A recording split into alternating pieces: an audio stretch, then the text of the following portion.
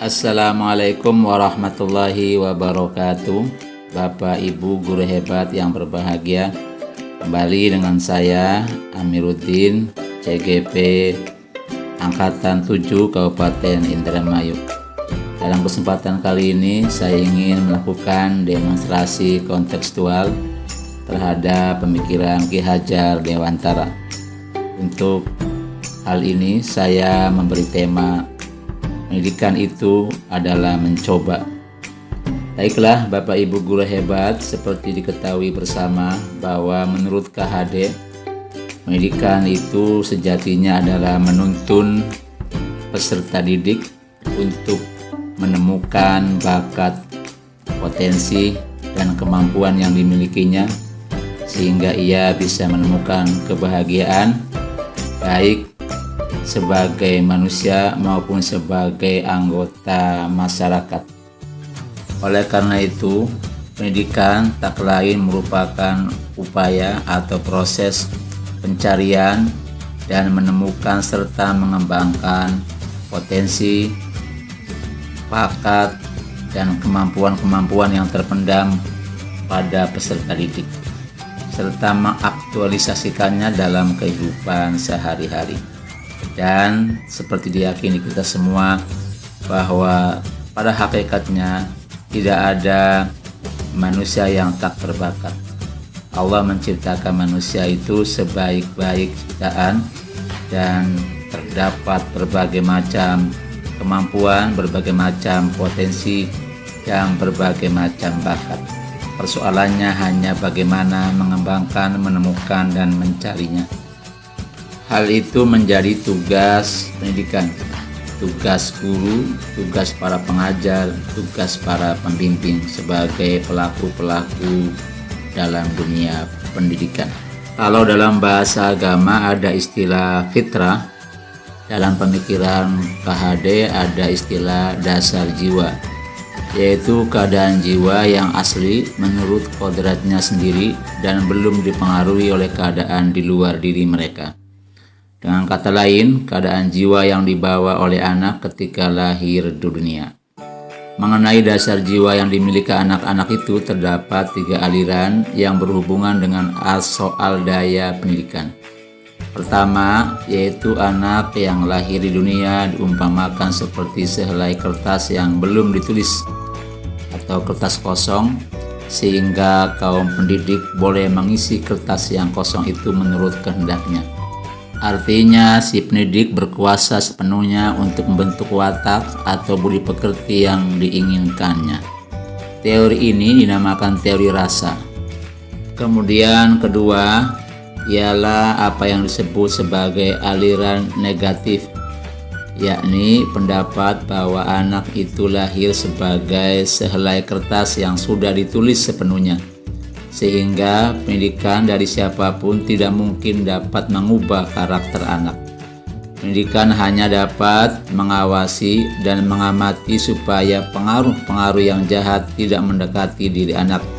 Jadi, aliran negatif menganggap bahwa pendidikan hanya dapat menolak pengaruh dari luar. Sedangkan budi pekerti yang tidak nampak ada di dalam jiwa anak itu tak dapat diwujudkan. Kemudian ketiga ialah aliran yang terkenal dengan nama konvergensi.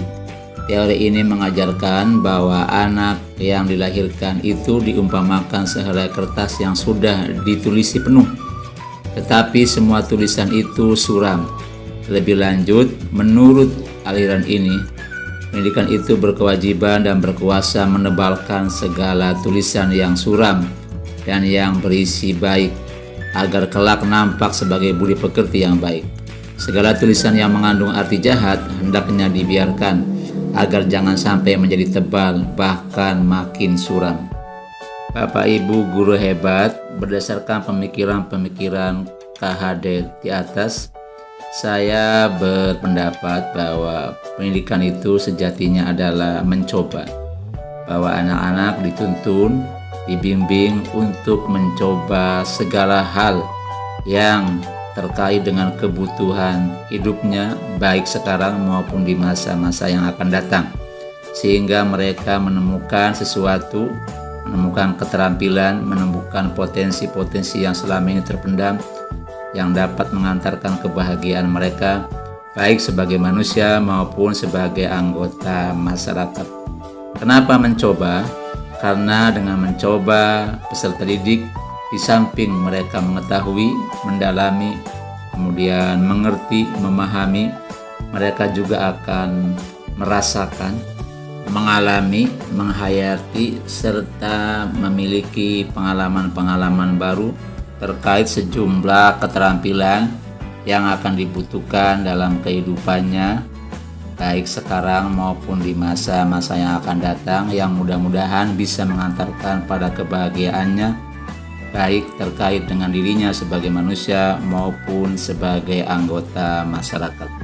Dalam mempraktekkan bahwa pendidikan adalah mencoba, sekolah kita telah melaksanakan sebuah kegiatan yang kita sebut sebagai Sabtu Ceria. Kegiatan ini dilaksanakan setiap pagi hari Sabtu dan dilakukan secara terbuka atau outdoor atau pembelajaran di luar kelas, seluruh kelas mulai kelas 1 sampai kelas 6, kebetulan ini SD, itu mengumpul di lapangan. Kemudian kita mengadakan berbagai macam acara. Kita sebut acara gado-gado, artinya seluruh siswa bisa mengapresiasi, bisa mencoba segala hal. Dalam kegiatan itu biasanya diawali dengan makan bersama, kemudian ada motivasi yang diberikan oleh guru-guru kita, kemudian setelah itu mereka berekspresi, mencoba, ada kesenian, ada tahfidz Al-Quran, ada menggambar, ada melukis, ada menyanyi. Pokoknya setiap hari Sabtu sebagian dari mereka menampilkan kemampuan, bakat, keterampilan, dan apa yang mereka bisa ditampilkan kepada peserta didik yang lain. Ada juga latihan-latihan kepramukaan serta berbagai macam hiburan, sehingga nampak bahwa Sabtu Ceria itu betul-betul membahagiakan siswa dan harapannya seluruh potensi, bakat, dan kemampuan yang dimiliki mereka bisa terbangkitkan, bisa ditemukan. Bapak Ibu guru hebat yang berbahagia, demikian demonstrasi kontekstual pemikiran Ki Hajar Dewantara yang bisa saya sampaikan.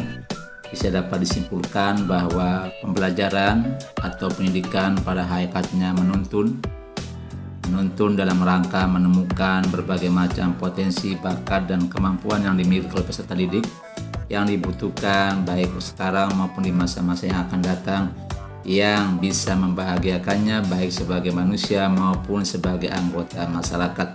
Dan di antara cara menuntun adalah mencoba, yaitu satu proses di mana peserta didik diminta untuk mencoba segala hal, sehingga dengan mencoba mudah-mudahan bisa dan bisa terampil.